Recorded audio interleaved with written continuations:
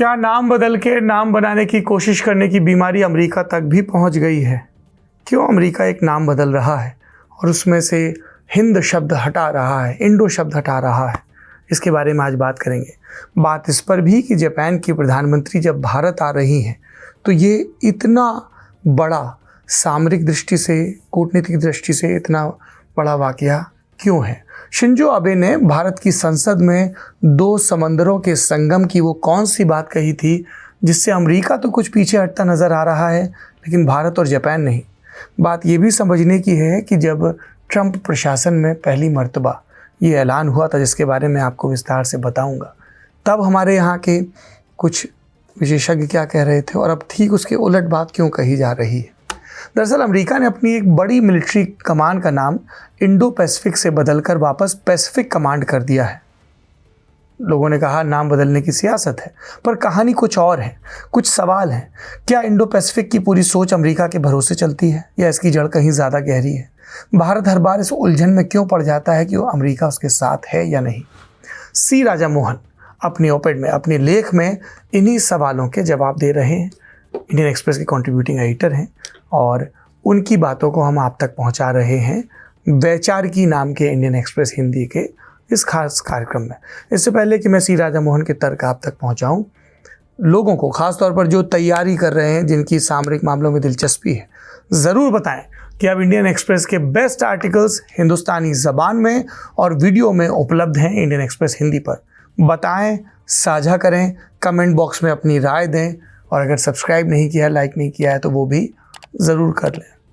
कई बार मुझे लगता है कि हम भी कंटेंट क्रिएटर हो गए हैं, लाइक कमेंट सब्सक्राइब पर बहुत ज़ोर देते हैं। बहरहाल मुद्दे की बात पर आते हैं। जापान की प्रधानमंत्री सनाए ताकाइची इस हफ्ते भारत आ रही हैं। उनका ये दौरा इंडो पैसिफिक के बने रहने की धारणा को साफ करता है। इंडो पैसिफिक कोई संगठन नहीं बल्कि हिंद महासागर से प्रशांत महासागर तक फैला एक रणनीतिक क्षेत्र है जिसमें भारत, चीन, जापान, ऑस्ट्रेलिया, अमेरिका और दक्षिण पूर्वी एशिया समेत कई देश आते हैं। वाशिंगटन ने भले अपनी कमान का नाम वापस से, पहले भी यही नाम था, पैसिफिक कमांड कर दिया हो, लेकिन भारत और जापान जैसे देशों के लिए इस बात का महत्व बना रहेगा। इसी महीने हमारे प्रधानमंत्री नरेंद्र मोदी इंडोनेशिया, ऑस्ट्रेलिया और न्यूजीलैंड के दौरे पर जाने वाले हैं। ये इस बात को और पक्का करेगा कि महत्व है। कुल मिलाकर आने वाले दिनों में इंडो पैसिफिक भारत की आर्थिक और सुरक्षा रणनीति का एक अहम मैदान बना रहेगा। पैसिफिक कमांड को आधिकारिक तौर पर 2017 में ट्रंप प्रशासन ने अपने पहले कार्यकाल में अपनाया था। उस वक्त भारत के कई रणनीतिक जानकारों ने इसे शक की नज़र से देखा था। कई सवाल पूछे गए थे। मसलन, क्या वॉशिंगटन भारत को चीन विरोधी गठबंधन में फंसाना चाहता है? क्या ये भारत की रणनीतिक स्वायत्तता में सेंध लगाने की एक और कोशिश है? लेकिन आज वही घबराहट फिर से उलट गई है। अब सवाल ये पूछे जा रहे हैं कि अगर वॉशिंगटन इंडो पैसिफिक पर जोर नहीं दे रहा तो क्या अमेरिका एशिया को छोड़ रहा है? क्या वो चीन के साथ कोई साझा समझौता बनाने की तैयारी में है? ये दोनों ही प्रतिक्रियाएं अमेरिका की ताकत को बढ़ा चढ़ा कर आंकती हैं। भारत का रणनीतिक विमर्श एक खुद की पैदा की हुई घबराहट में झूलता रहता है। कभी अमेरिकी फंदे का डर तो कभी अमेरिका के साथ छोड़ देने का डर। दरअसल इंडो पैसिफिक की धारणा सन 2000 के पहले दशक में उभरी थी। ये एशिया में बदलते आर्थिक और सैन्य ताकत के संतुलन को दिखाती थी जो चीन के उभार से आया था। अमेरिका इसे क्या नाम देता है ये कम मायने रखता है। असल बात क्या है कि चीन के पड़ोसियों के पास इस हकीकत से निपटने के अलावा कोई रास्ता नहीं है, अमेरिका साथ हो या ना हो। और वैसे भी इंडो पैसिफिक अमेरिका की ईजाद नहीं है। आधुनिक राजनीति में इसका विचार जापान से आया। अगस्त 2007 में जापान के पूर्व प्रधानमंत्री शिंजो आबे ने भारतीय संसद में एक ऐतिहासिक भाषण दिया। दो समंदरों के संगम की बात कही। उनका तर्क सीधा था और गहरा भी कि हिंद महासागर और प्रशांत महासागर की किस्मत अब एक दूसरे से जुड़ चुकी है और इनके किनारों पर बसे लोकतांत्रिक देशों को मिलकर एक खुली क्षेत्रीय व्यवस्था बचानी होगी। आबे के लिए ये सिर्फ कूटनीतिक बयानबाजी नहीं थी, ये जापान का आकलन था कि चीन के उभार ने एशिया का रणनीतिक संतुलन पूरी तरह से बदल दिया है। सिर्फ पूर्वोत्तर एशिया पर टिकी पुरानी शीत युद्ध वाली गठबंधन व्यवस्था अब काफ़ी नहीं थी। जापान को भारत, ऑस्ट्रेलिया, दक्षिण पूर्वी एशिया और यूरोप के साथ मजबूत साझेदारी चाहिए थी। साथ ही अमेरिका के साथ अपने गठबंधन को भी इसे मजबूत करना था। इंडो पैसिफिक इसी बड़ी रणनीति का आधार बना। अब करीब 2 दशक बाद जापान की प्रधानमंत्री ताकाइजी आबे इस सपने की मुख्य संरक्षक बन गई हैं। वॉशिंगटन के रुख बदलने पर पीछे हटने के बजाय टोक्यो ने अपनी पकड़ और मजबूत की है। मई में हनोई की वियतनाम की नेशनल यूनिवर्सिटी में ताकाइजी ने एक स्वतंत्र और खुले इंडो पैसिफिक का नया खाका भी प्रस्तुत किया दुनिया के सामने।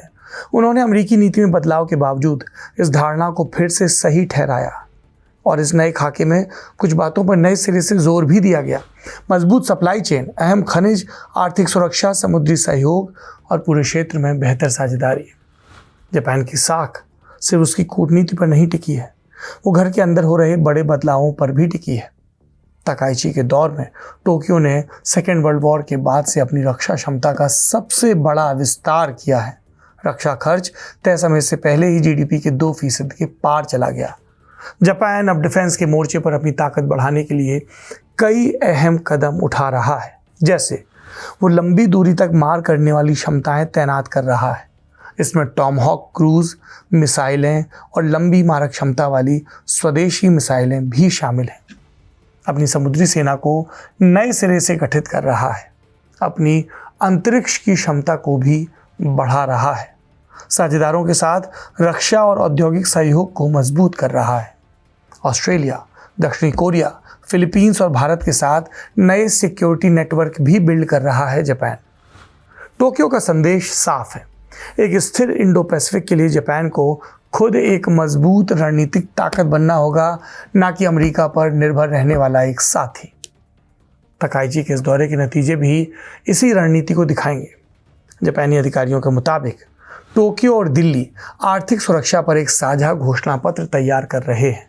इसमें वो आर्थिक दबाव के खिलाफ अपनी साझा राय दर्ज करेंगे।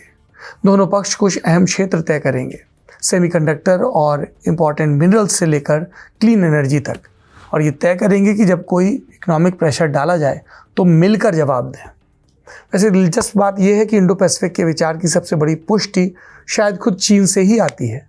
चीन इसे एक बनावटी धारणा बताकर खारिज करता है। ये बात उसके कई कदमों से भी साफ दिखती है। मसलन पिछले 2 दशकों में मध्य पूर्व की ऊर्जा और अफ्रीका के संसाधनों पर चीन की निर्भरता लगातार बढ़ी है। उसने पश्चिमी चीन को हिंद महासागर से जोड़ने वाले ज़मीनी आर्थिक गलियारे भी बिल्ड किए हैं। इसके अलावा जिबूती में अपना पहला विदेशी सैन्य अड्डा भी तैयार किया है। हिंद महासागर में लगातार नौसैनिक मौजूदगी बनाए रखी है चीन ने। इसके अलावा दक्षिण पूर्वी एशिया से लेकर अफ्रीका के पूर्वी तट तक ऐसी कारोबारी सुविधाओं का जाल फैलाया है जिसका इस्तेमाल सैन्य कामों में भी हो सकता है। चीन की रणनीति हिंद और प्रशांत महासागर को एक जुड़ा हुआ समुद्री इलाका मानने की है, और यही इंडो पैसिफिक के विचार की बुनियाद है। भारत ने इस बदलाव को करीब 1 दशक पहले ही समझ लिया था, जब उसने इंडो पैसिफिक को अपने रणनीतिक हितों के फैलते दायरे के तौर पर अपनाया। सिर्फ इसलिए कि वॉशिंगटन ने अपनी शब्दावली बदल ली है, इस ढांचे को छोड़ने की कोई खास वजह भारत के पास नज़र नहीं आती। दिल्ली को ना तो अमेरिका के उत्साह का बंधक बनना चाहिए और ना ही उसकी बेरुखी का। इंडो पैसिफिक आखिरकार अमेरिकी शब्दावली पर नहीं, बल्कि एशिया के भूगोल और एशियाई ताकत की राजनीति पर टिका है। जैसे जैसे चीन एक साथ प्रशांत और हिंद महासागर में फैल रहा है और जापान एक ज़्यादा सक्षम रणनीतिक ताकत बनकर उभर रहा है, दोनों महासागरों का जुड़ाव और गहरा होता जाएगा। यानी इंडो पैसिफिक एशियाई राजनीति की एक बुनियादी हकीकत है, ना कि कोई बदलती हुई अमरीकी कहानी। भारत को अपनी ताकत बढ़ाने पर ध्यान देना चाहिए और क्षेत्रीय ताकत के संतुलन को मजबूत करने के लिए इंडो पैसिफिक के समान सोच वाले देशों के साथ साझेदारी गहरी करनी चाहिए। ये विचार हैं सी राजा मोहन के, अंतर्राष्ट्रीय मामलों के जानकार और द इंडियन एक्सप्रेस के कंट्रीब्यूटिंग एडिटर। उनका ये ऑपेड अखबार में the Indo Pacific is here to stay with और विदाउट वॉशिंगटन के शीर्षक के साथ 1 जुलाई को छपा था। इंडियन एक्सप्रेस हिंदी के इस कार्यक्रम का नाम है वैचारिकी। मेरा नाम है सौरभ द्विवेदी।